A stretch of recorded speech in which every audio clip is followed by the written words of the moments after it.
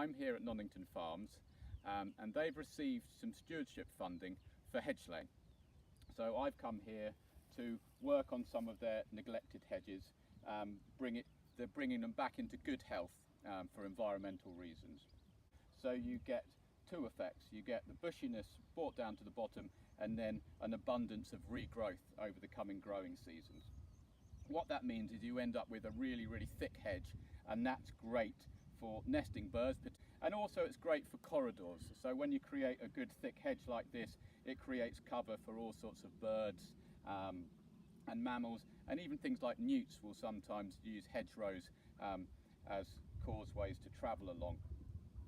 So the process of hedge laying is very ancient and goes back to Saxon times and before, and it was originally for stock proofing. So it took an old gappy hedge, and by laying the stems as you see here, it makes a nice barrier that sheep or cattle were unable to get through.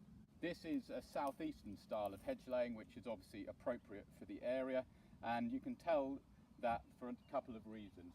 First, it's what you would describe as a double brush hedge, but the brushy bits of the trees appear on both sides of the hedge. So traditionally this meant this hedge could be grazed on both sides, and the stools at the bottom would be protected from the grazing animals and would be able to regrow.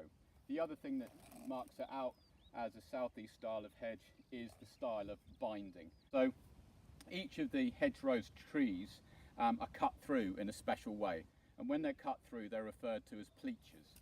So if I take you here,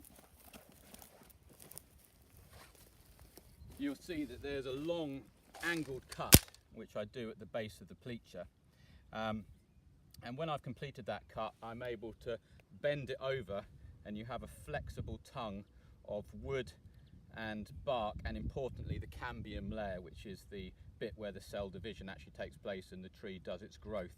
So that part is still living and healthy, and that means that this pleacher will remain alive although I've cut through most of the way.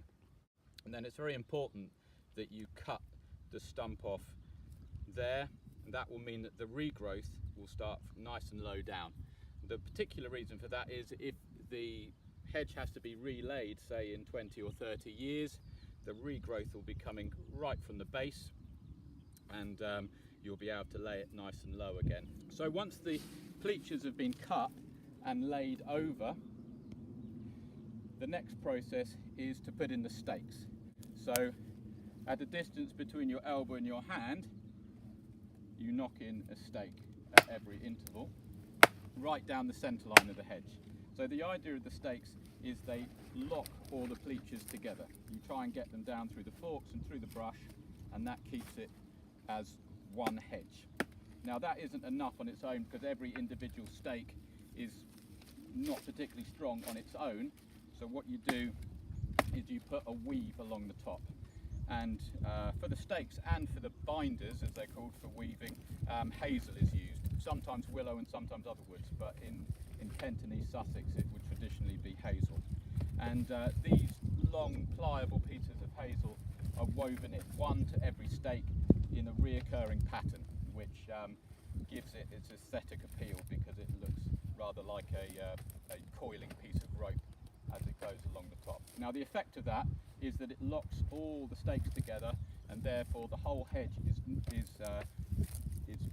tied together and won't be knocked over by the wind, and traditionally wouldn't have been knocked over by grazing animals. So if I give that a shake, you'll see that the whole thing is acting as one, and that will keep all the hedge nice and strong, whilst the regrowth can take over again, and the regrowth will come through the hedge and give it all stability. So in a couple of years, by the time all this hazel binding and stakes are starting to rot away, there'll be lots of substantial regrowth coming through the hedge, and the whole thing will be very stable. So these only need to last for 2 or 3 seasons, and then they'll just rot away and disappear.